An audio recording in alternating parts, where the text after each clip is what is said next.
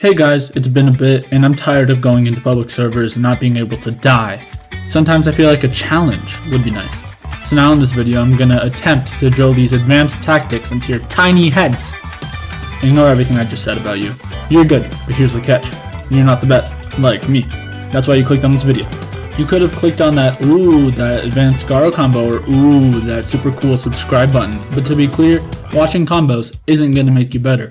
In most combos, there's a climax where the creator lands a difficult tech and flashbangs you, and you go, whoa, that guy's really good. But in reality, that man tried many times to get the perfect attempt as to not get those that's actually escapable comments.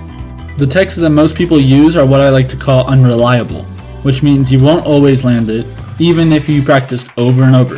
Here's an example. The new super tech consists of just an uppercut and Q. That's literally it. Go into game right now and try this tech. It looks easy in the short. How many attempts could it take? Comment how many it took. Now go into game and try this combo.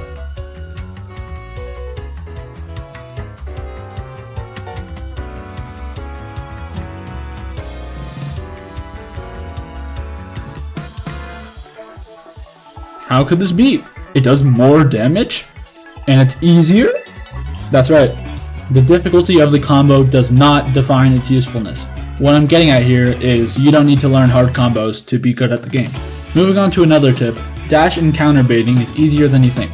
Dash baiting is willingly giving your opponent a brief window to punish you. Your opponent will think, ho ho ho, they messed up, I can hit them.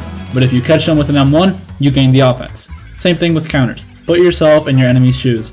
If you think it would be a good idea for them to counter, it probably is. A good time to counter bait is when your opponent has no other choice for them to counter. Like when they're low and you're about to down slam, I bet you they would try and counter your down slam. Next tip, and probably one of the most important ones, is be unpredictable. Repeatedly performing techs or certain dashes is a bad habit that we should all try and eliminate. If your opponent adapts to what you do, consider yourself cooked. Good things to do are dashing in more ways than one, side dashing from both sides, and not countering too much. My Roblox isn't working, so I'll give you this next tip in Microsoft Paint. In your fights, think of there being 3 states: offensive, neutral, and defensive. Your ragdoll cancel is possibly the best thing you're given as a player.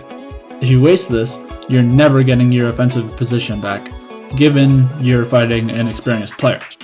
Neutral means you're both staring at each other or running around waiting for someone to do something. Think of your first dash as your most important one. If this dash is blocked, too bad, you're on defense. If you land this, perfect. Now is your time to do damage.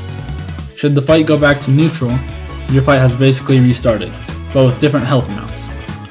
What I'm trying to say is both offensive and defensive are very important, but neither of them make you good without the other one. If you master blocking and baiting, but can't side dash good for your life, you're bad. If you are crazy at combos, but often waste a ragdoll cancel, you're bad too. The best way to gain an offensive position after being forced into defense is strategically side dashing. For example, if someone hits you with flowing water, don't immediately ragdoll cancel, because then you're put into neutral, and the fight will basically restart, but you don't have a ragdoll cancel. Instead, side dashing like this and hitting your opponent will gain you the offense. That's all for now. If we get 1,000 likes, which we likely won't, I'll make a part 2. Have an amazing day, and if you don't subscribe, have an amazing life. Thanks, bye.